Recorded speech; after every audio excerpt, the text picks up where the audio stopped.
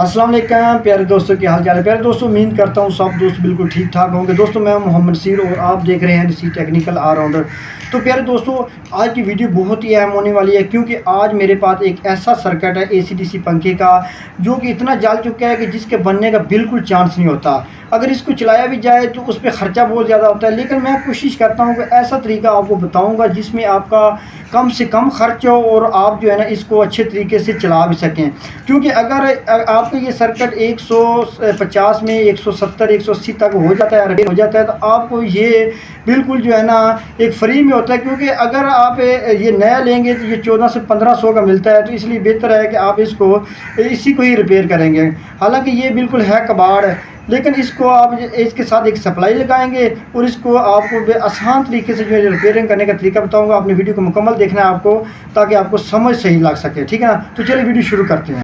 दोस्तों, हमारे पास ये जो सर्किट है ना, इसका मसला ये है कि इसका जो ये बिजली वाला हिस्सा है ना, ये बिल्कुल मुकम्मल जल चुका है, ठीक है ना। ये सोलर पर सही चलता है, लेकिन बिजली वाला हिस्सा इसको पर जल चुका है। तो ठीक है, तो दोस्तों इसको रिपेयर करने का तरीकाकार ये है। मैंने कुछ चीज़ें हैं जो आपने ज़रूर चेक कर लेनी, जैसे कि इसका फ्यूज़ वगैरह होता है और इसके साथ ये AC to DC ब्रिज लगी हुई है दोस्तों, ये भी आपने चेक कर लेनी है।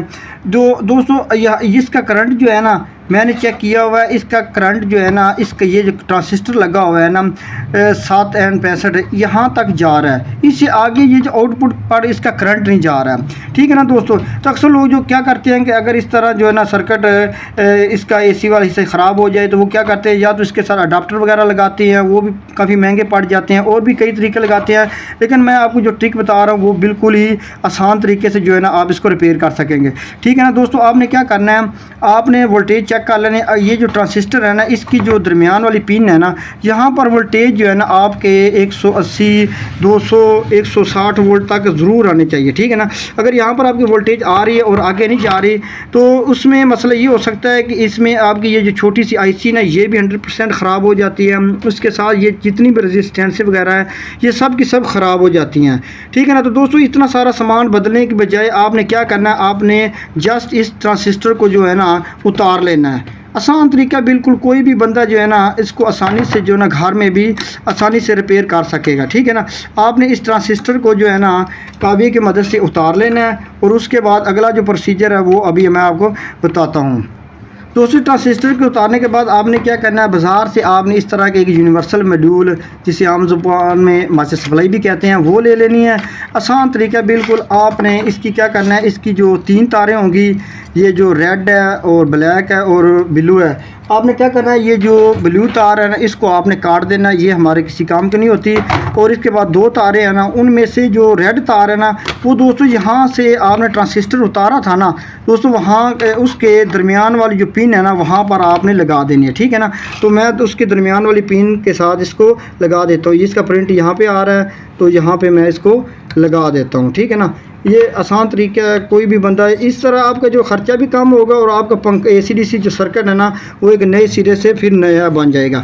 अच्छा, ये रेड तार इसकी दरमियान वाली पिन पे लग गई, ये ट्रांजिस्टर जो हमने उतारा है। और इसकी जो ये ब्लैक तार है ना, वो कैपेसिटर की जो वाइट साइड है ना, ये इसका अर्थ जो होता है उस पर आपने लगा देनी है, ग्राउंड पे, ठीक है ना। तो ये ग्राउंड पे आपने लगा देनी है। बस जस्ट आपने इतना सा काम करना है और आपका AC/DC जो सर्किट है ना, वो आपका तैयार हो गया। यहाँ पर एक चीज़ आपने ख्याल रखनी है कि ये जो वेरिएबल है ना, इसको आपने बिल्कुल स्लो कर देना, यानी कम से कम कर देना है। तो जिससे जो है ना इसकी जो इसको बाएं तरफ घुमा के आपने इसको कम कर देना, ठीक है ना। ये नॉर्मल रेंज पे रख देना।